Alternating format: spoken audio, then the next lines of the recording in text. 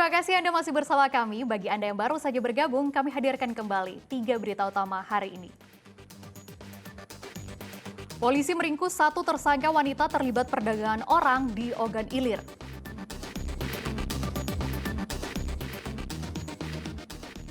Seekor buaya sepanjang 3 meter ditangkap warga desa Tanjung Bulan, Kabupaten Ogan Ilir dari Sungai Rambang. Diduga bermain ponsel saat berkendara, seorang pengendara motor menabrak pejalan kaki di Jalan Ahmad Yani, Kota Palembang.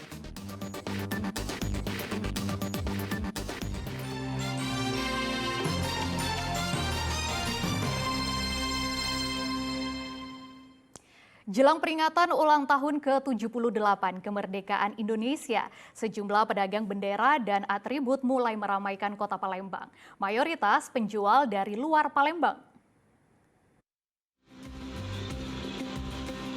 Pedagang bendera, umbul-umbul dan pernak-pernik bernuansa merah putih semakin marak ditemui di sepanjang jalan Panjaitan, Kota Palembang. Mayoritas penjual dari luar Palembang yang mencoba meraih rezeki jelang ulang tahun ke-78 kemerdekaan Indonesia. Salah satunya Mulyadi asal Yogyakarta.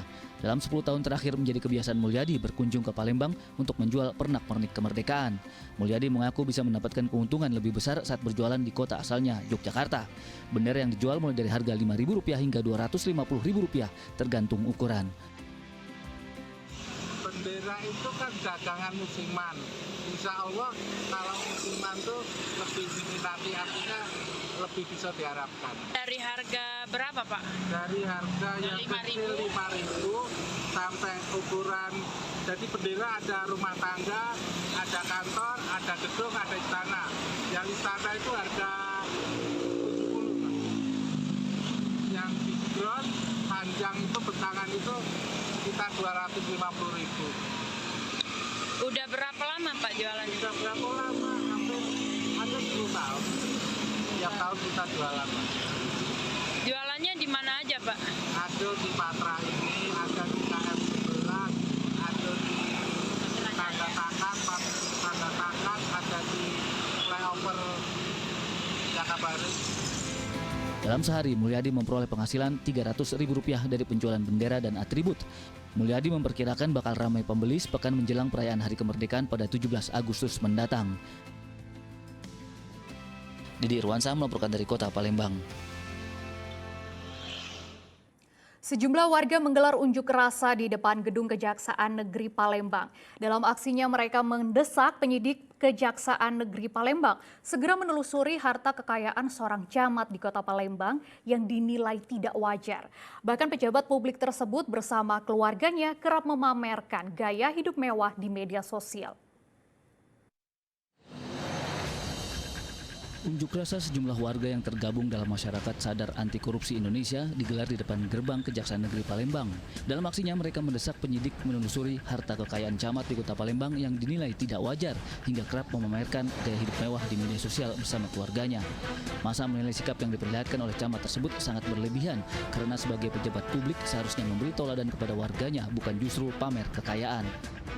Inilah salah satu pejabat publik yang ada di Kota Palembang, saudara, mempertontonkan harta kekayaan dengan sikap perilaku yang sangat tidak elok, ditonton dan dilihat oleh publik Kota Palembang itu sendiri. Dalam situasi pemerintah bagaimana mengupayakan pemulihan ekonomi nasional pasca COVID-19, kita harapkan semua fokus bagaimana menjalankan roda pemerintahan Kota Palembang yang bersih daripada dugaan indikasi korupsi, kolusi, dan nepotisme. Dengan apa yang menjadi pernyataan sikap Bapak Wali Kota Palembang, Bapak Haji Harnojoyo mengingatkan dalam beberapa media online yang telah diliput saudara. Artinya yang kita sampaikan pada hari ini berdasarkan referensi, berdasarkan fakta dan data.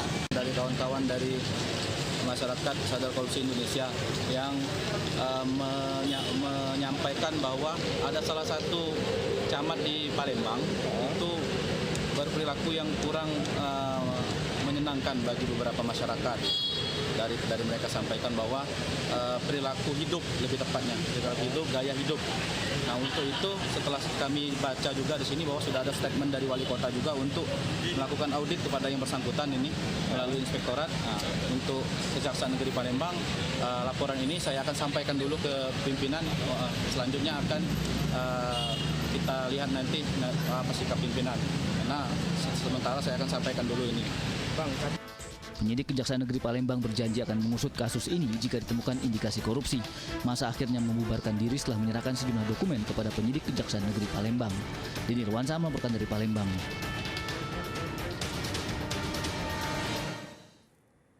Diduga bermain ponsel saat berkendara, seorang pengendara motor menabrak pejalan kaki di Jalan Ahmad Yani, Palembang. Korban yang menderita luka cukup serius segera dibawa ke rumah sakit terdekat. Kecelakaan ini menjadi peringatan agar hati-hati saat berkendara dan jangan main ponsel. Sejumlah warga berupaya mengevakuasi tubuh perempuan yang mengalami kecelakaan ke tepi Jalan Ahmad Yani, Kota Palembang. Korban menderita luka cukup serius pada kepala, tangan, dan kaki sehingga harus dibawa ke rumah sakit terdekat. Korban ditabrak Riko, pengendara motor yang juga menderita luka pada kepala. Tabrakan bermula saat motor yang dikemudikan Riko melaju dari arah Pelaju menuju Jembatan Ampera. Diduga bermain ponsel saat berkendara, Riko tidak melihat korban hendak menyeberang jalan, akibatnya korban ditabrak hingga terpental.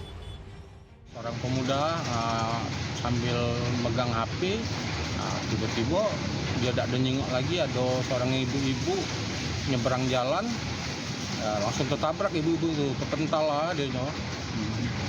Tadi lihat kondisi ibunya gimana Pak tadi? Ibu itu langsung dibawa ke rumah sakit Muhammadiyah karena di kepalanya mengeluarkan darah itu. Warga langsung membawa ibu itu ke rumah sakit langsung.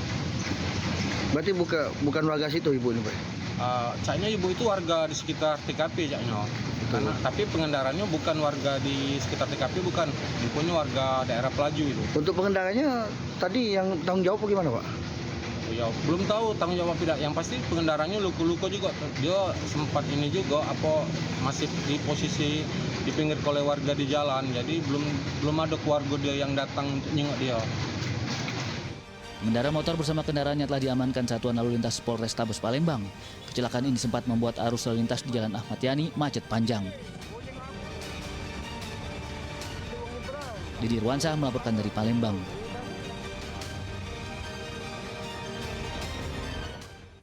Pertamina berjanji bertanggung jawab terhadap warga terdampak pipa gas yang bocor di Desa Tambang Rambang, Kabupaten Ogan Ilir. Pertamina juga berjanji segera memperbaiki pipa yang telah dimakan usia.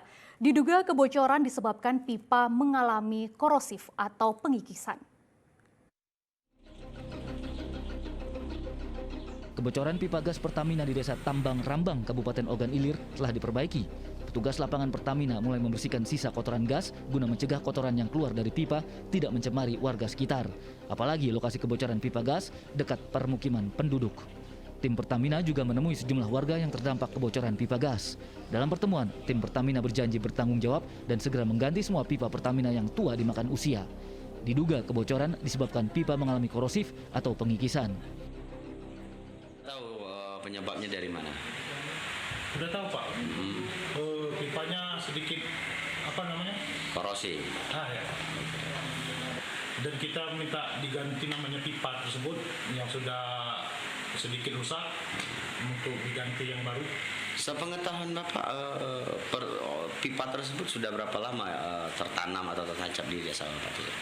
Kalau masalah itu kita juga belum tahu pasti. Kalau sudah lama, itu pasti sudah lama.